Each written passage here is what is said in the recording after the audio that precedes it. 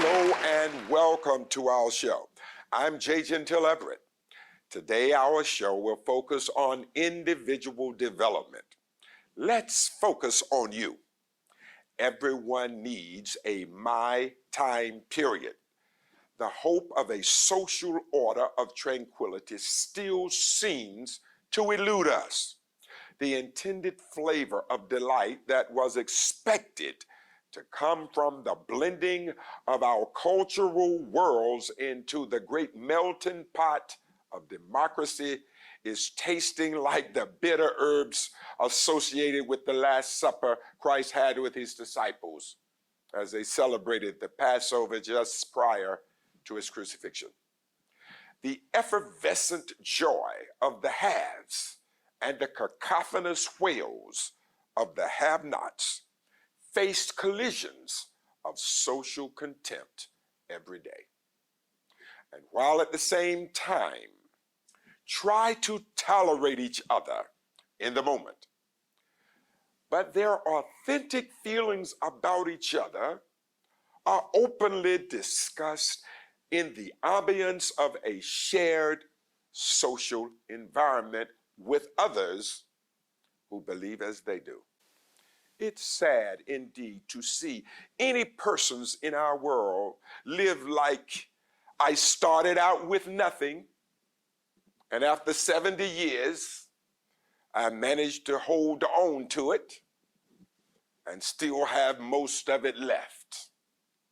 Look inside and ask yourself right now, I need to do better for me because I am important. Stay awake. We'll be right back.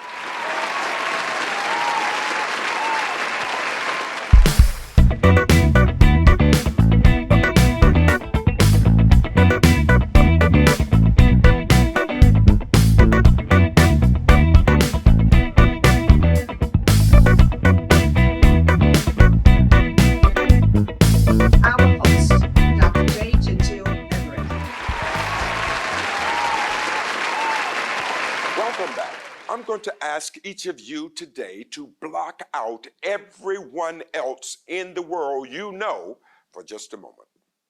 Whatever the problems of your children or your mate, your cousins, your brothers or your sisters, whatever they may be, I'm asking you to suspend your concern for just a little while.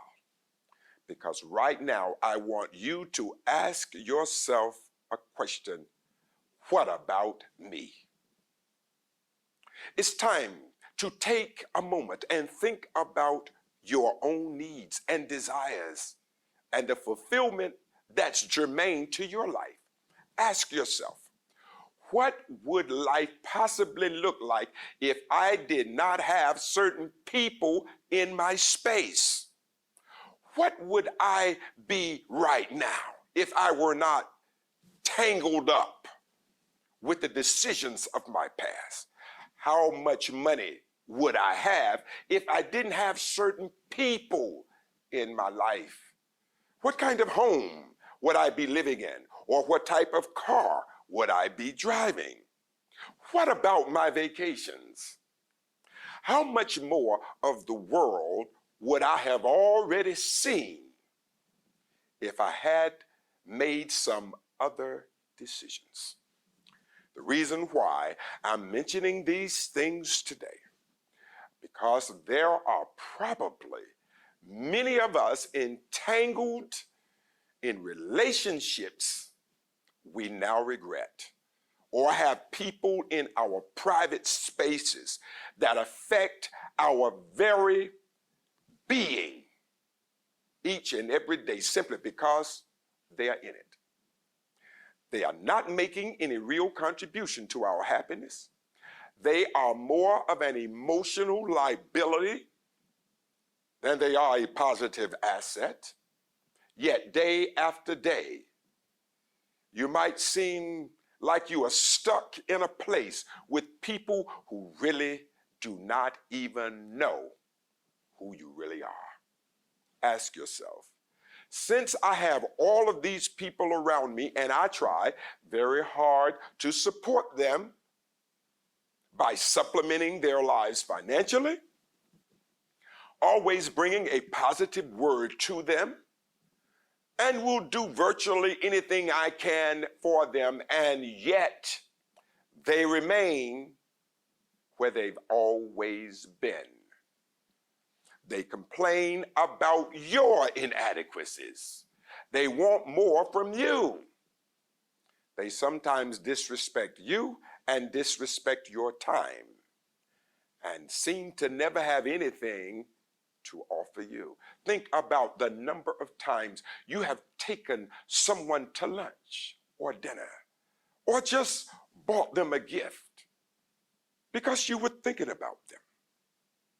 Think of the times you would assist them when no one else would.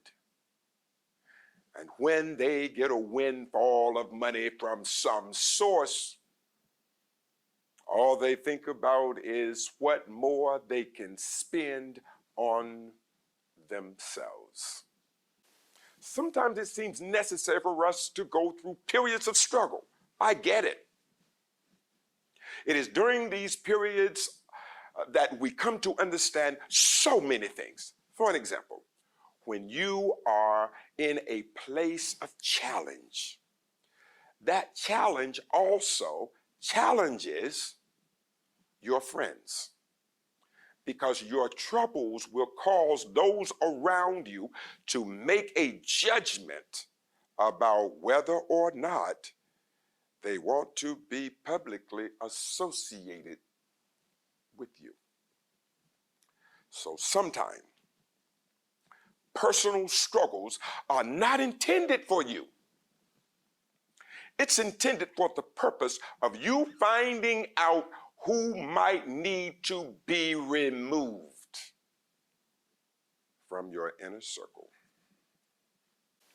The next time you are asked to give something to someone, I want you to do yourself a favor and ask yourself, if the tides were turned and you need it from them, will they give to you? Or ask this question: since the time of your acquaintance with them, have they ever had anything like that to give to you? Just consider.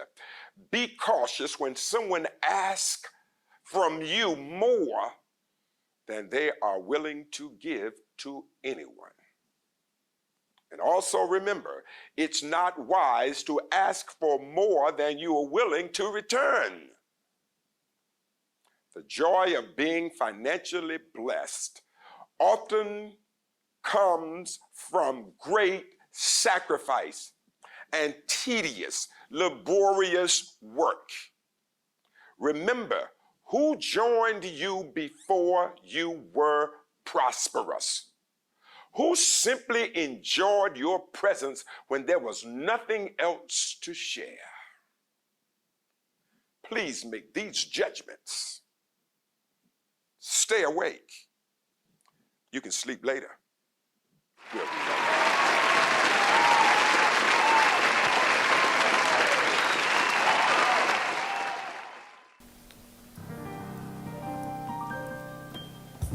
Dominique Washington immerses herself into her mother Louise's world of domestic work with the retired colonel's family. Although born poor, she has learned to carry herself well and grew up to be the center of the bright lights, which allowed her to become quickly accustomed to being as presentable as she is in serving the white folks. She looks up to her mother utterly, given her cleverness, wit, beauty, and talent in singing for the ministry.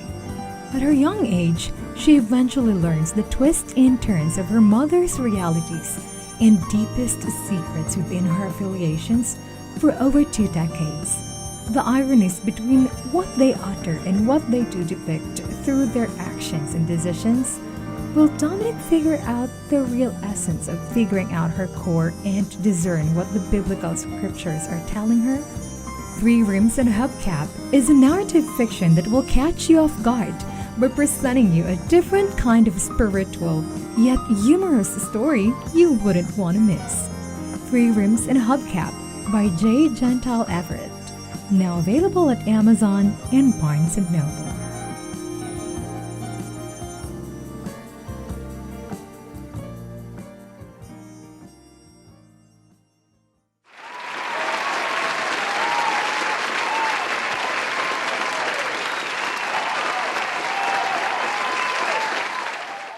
Welcome back. We should take into account God did not make us to be all things to all people, nor did he create us to be the ultimate panacea to those we love. This takes us to a place of exploration for our family, friends, and the like, as we appropriate the agape love of God as deeply as it is humanly possible. Now, this I say because many times those we really love will use the insatiable need we have developed within to keep them in our lives. This becomes a manipulative strategy from those that we love so that we can get what we want. Please be advised, no one should permit themselves to be the object of a manipulative love. This is a love that some of our children and some of our mates will use to get us to bow to their selfish wills. For an example, I've heard many children responding to their parents, particularly after they are getting closer to adulthood, and in a moment of anger and frustration, they'll say things like, they're going to leave and never come back to this house, and never come back, period. Many times this is a method of manipulation employed to inflict a pain in the parent they believe their absence will cause. Somewhere along the way, they gathered data in their mental cavities that my parents love me so much and they need me in their lives so much, they will do whatever it takes for me to stay with them. I say to the parents, by permission, sometimes you need to say, have a good life. We'll see you next time. Further, think about those in your space, not just parents and kids. Friends, sometimes they will use the threat of permanent absence from your life in hopes that it too will cause you to capitulate and cave in to their whims. Do not be bamboozled. Love is not the engagement of schemes nor platitudes for one party to get what they want. Love is an action indeed, but it is more a respectful action.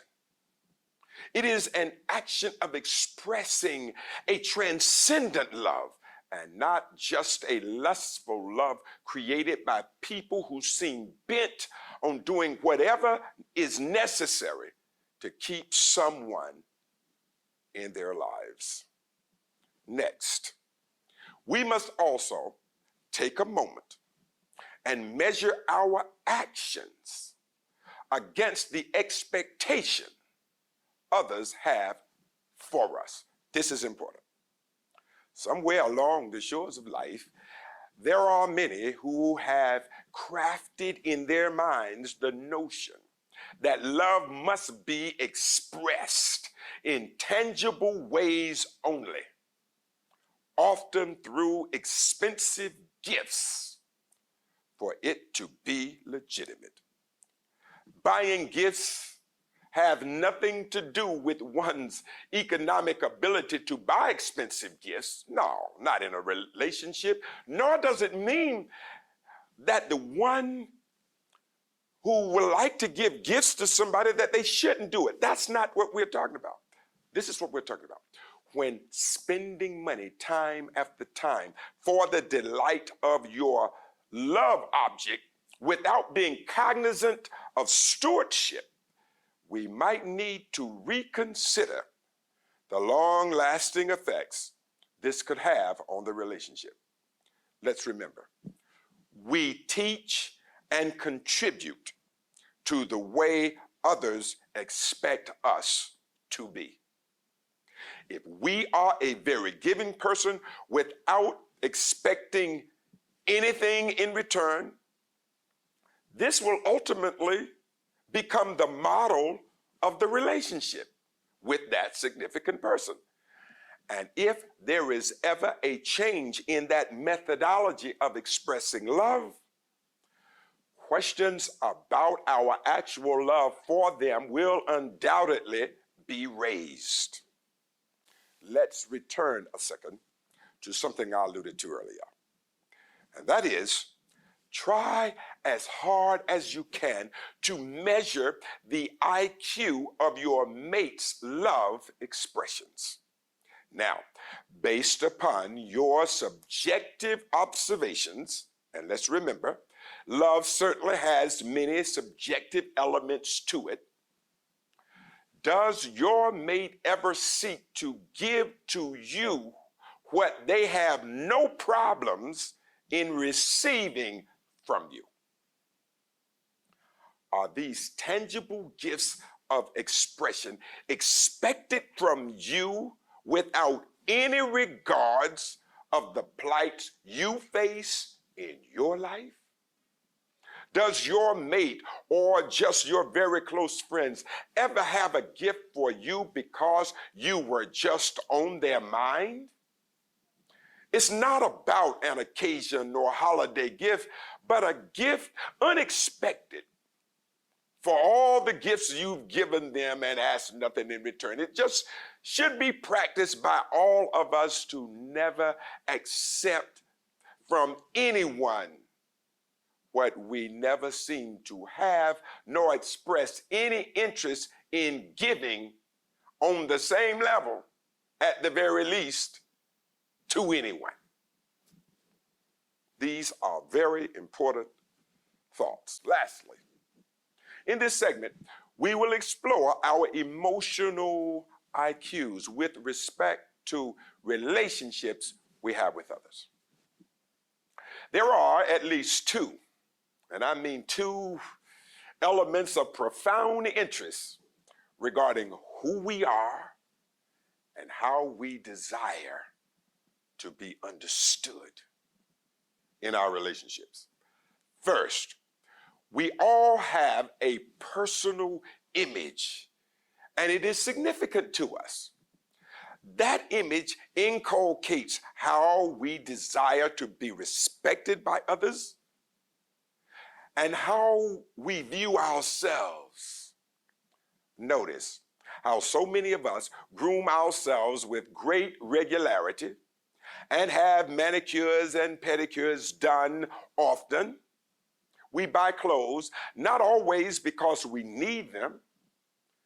We take into account how the outfit will agree with the image that I have in my own understanding of myself. And the list goes on and on.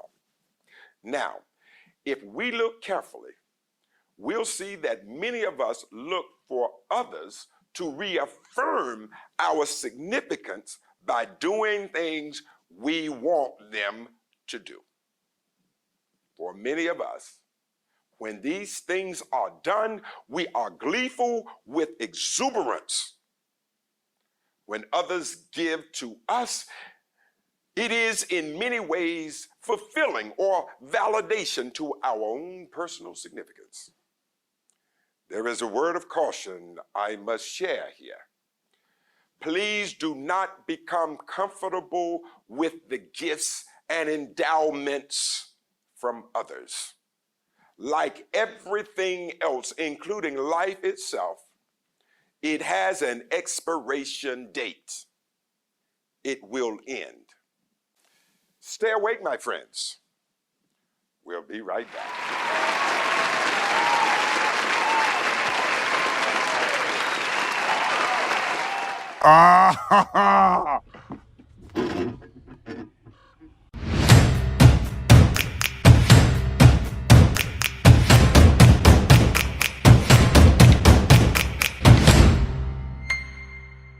Oh, that's hot. That's hot. Hello, I want to take this opportunity, first of all, to thank all of our wonderful viewers. You have been magnificent. I'm asking you now to go to jge.com and you can be directed to how to give to our ministry.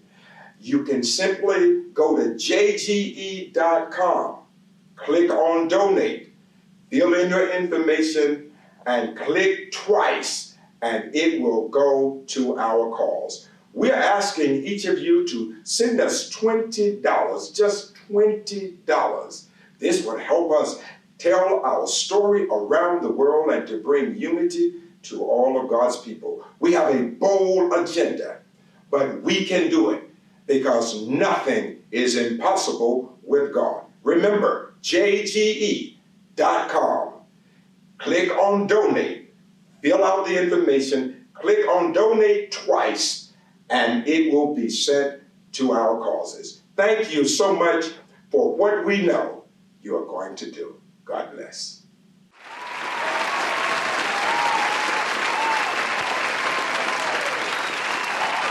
Welcome back. In our conclusion today, we are called to engage in personal introspection. That is, we're suggesting that we all take a moment and look deeply within our being to assess ourselves. We would all love the bounty of God to fall upon us so that life of economic prosperity and good health are always our cohorts of personal protection and stewards of our delights. But as we traverse through life, there are some lessons that God wants us to learn.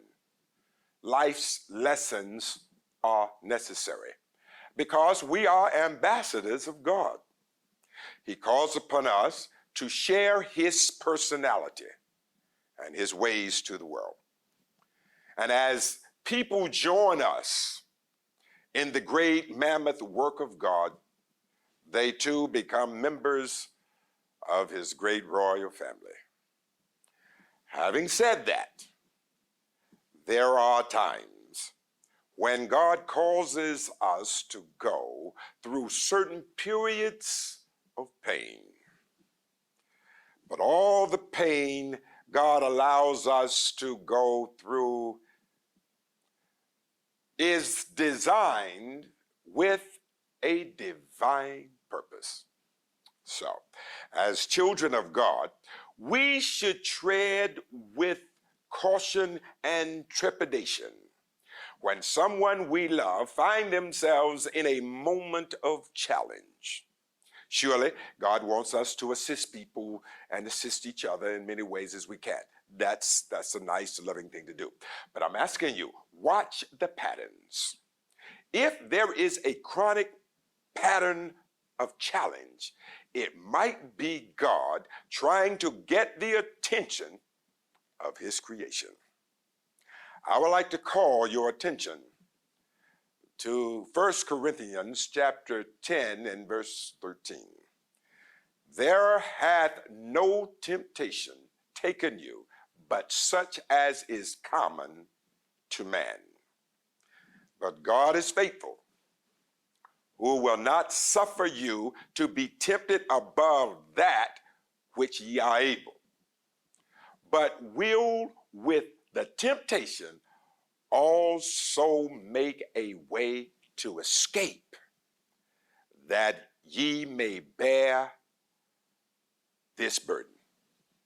This passage is a passage that requires wisdom from God to sift through it appropriately. Let's notice. In this passage, we learn God sometimes allows challenges and temptations to be manifested in our lives for long-term benefits. God therefore chooses carefully who will have to face one thing and who will have to face another. And it's all determined by him in advance, solely based on the individualized capacity of each of us to handle it. So some of us will go through some things that others will not, and vice versa. Because we all have different spiritual capacities. And do not think your burden is heavier than someone else's, because I'm going to take the privilege of quoting J. Gentile Everett in his book called Three Rims and a Hubcap. He says this: the true weight of any burden can only be measured by the one bearing its load. Unquote. So sometime, best and God's will that we stay out of some of our loved ones' issues and allow God to grow them to the place He's designed for them. Pain grows us. Pain reshapes our outlooks on people, places, and things. It's not enjoyable at all. It never is. But sometimes it's necessary. Our present pain is serving as a foundation for a pleasured plateau of divine purpose God has in mind for us. As I now prepare to leave you, I just ask you to let's remember those immortal words by the great Dr. Benjamin Mays when he said, I only have 1 minute, only 60 seconds in it. Forced upon me, can't refuse it. Didn't seek it, didn't choose it. But it's up to me to use it. I must suffer if I lose it, and give an account if I abuse it. Just a tiny little minute, but eternity is in it. I'm going to have to leave you now. God bless you. I'm glad you were able to join us tonight. I want you to hang around and make sure you hear our closing and our other remarks that we will have, particularly with giving and helping us maintain our ministry as we try to share this word across the globe for Christ. Please help us. Check out all of the commercials you will see regarding supporting our work. We need you very desperately. All gifts are important to us, and help us to keep alive this wonderful word that we're trying to take around God's world. God bless you. See you soon.